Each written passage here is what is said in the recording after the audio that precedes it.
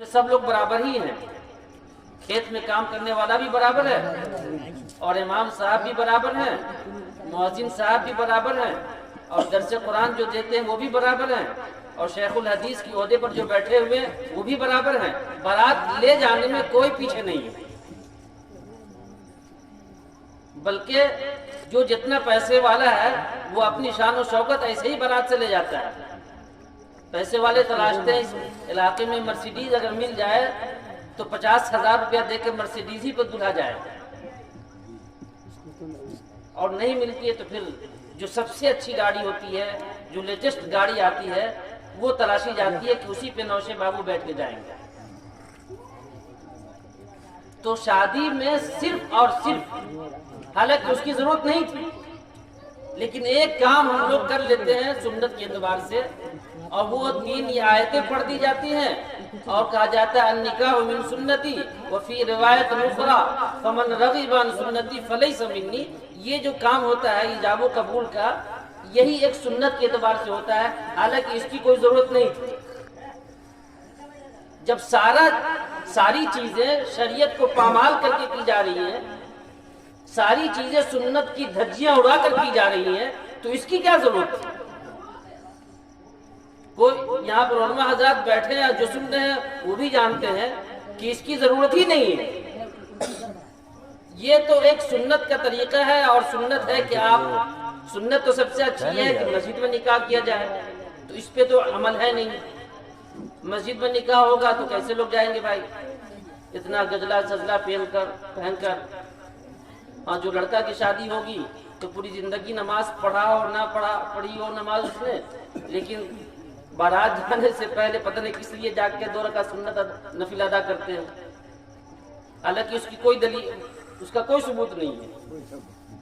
یہ تو ہے کہ جب آدمی سفر سے نکلے، رسول پاک صلی اللہ علیہ وسلم کا معمول تھا کہ جب آپ سفر کے لیے جاتے تو 2 رکعت نفل نماز پڑھ کے نکلتے تھے، اور جب سفر سے واپسی ہوتی تو گھر واپسی نہیں ہوتی تھی، مسجد میں واپسی ہوتی تھی۔ آج بتائیے پورے ہندوستان میں شاید ہی کوئی عالم ایسا ہوگا جو مسجد سے جاتا ہوگا مسجد میں آتا ہوگا۔ ہم لوگ طے کہتے ہیں کہ ساری سنتیں ختم ہو رہی ہیں، یہ سنتیں ختم ہو رہی ہیں، لیکن ایک بڑی سنت ہے یہ کہ رسول پاک صلی اللہ علیہ وسلم کا زندگی بھر تک معمول تھا کہ جب آپ سفر پہ جاتے تو مسجد سے نکلتے، اور سفر جب واپس آتے تو گھر پہلے نہیں جاتے، پہلے مسجد تشریف لے جاتے۔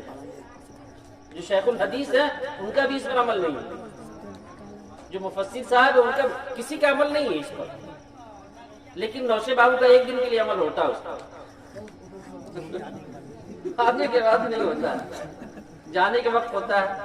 اب بیچارے کو تو پتہ نہیں انہوں نے غسل کیا صحیح کیا کہ نہیں، ان کو معلوم ہی نہیں نا کہ غسل کیسے ہوگا، اور اس دن تو غسل وہ خود کرتے نہیں ہیں، ان کو غسل کرایا جاتا ہے، ان کے بہنوئی کراتے ہیں، ان کی بھابیاں کراتی ہیں۔ بتائیے، عورتیں مرد کو غسل کراتی ہیں۔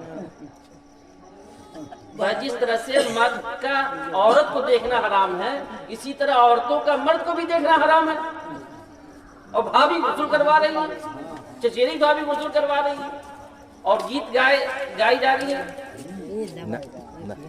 تو ہم لوگ جو شادی کرتے ہیں تو اس میں سمجھیے کہ کوئی بھی چیز، ایک بھی ایسی کوئی چیز ہوتی جو، یعنی یہ بات اس لیے کہی جا رہی ہے کہ 99% شادی ایسے ہی ہو رہی ہے۔ اگر 1 لاکھ میں 1 آدمی شادی کر لے سنت کے اعتبار سے تو اس کی کوئی گنتی نہیں ہے۔ 1 لاکھ میں 1 شادی جو ہوتی ہے وہ سنت کے اعتبار سے ہوتی ہے۔ ہمیں یاد نہیں آ رہا ہے کہ ہم 45 مادھو پور میں اس 10 سال کے عرصے میں شاید 1-2 شادی ہوئی ہوگی جو سنت کے اعتبار سے ہوئی، خواہ اس میں عام لوگوں کی شادی ہوئی ہو، یا پروفیسر صاحب کی ہوئی ہو، یا مؤذن صاحب امام صاحب کی ہوئی ہو، کسی کی بھی ہوئی ہو۔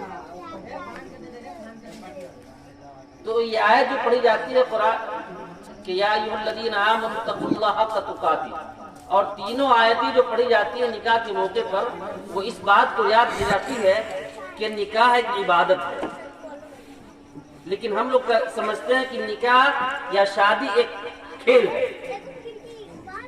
ہم کھیل سمجھتے ہیں اس کو، اور شریعت کہتی ہے یہ عبادت ہے، دونوں میں فرق ہے۔